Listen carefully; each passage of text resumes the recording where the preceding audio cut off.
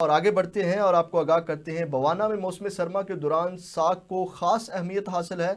मक्की की रोटी और मक्खन के साथ साग खाना यहाँ सबको पसंद है। रिपोर्ट कर रहे हैं नासिर अली कारिब। मौसम सरमा में खेतों पर नज़र दौड़ाई जाए तो ऐसा लगता है जैसे किसी ने हारसों पीली चादर बिछा रखी है।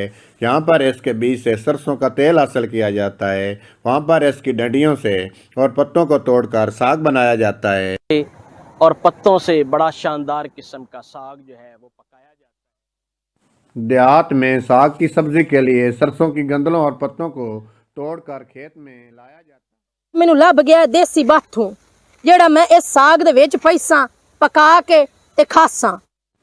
मिट्टी की हांडी से कई घंटों मेहनत के बाद इसकी तैयारी होती है। मकई के आटे से बनी रोटी, मक्खन का पेड़ा, चाटे की लस्सी साग के खास लवाजमात हैं। मेथी होती है और हमारे पास जो सिर्फ मिर्च हैं उनको पीस के मसाला बनाते हैं और फिर हम साग में डालते हैं और काफ़ी टाइम लग जाता है साग को।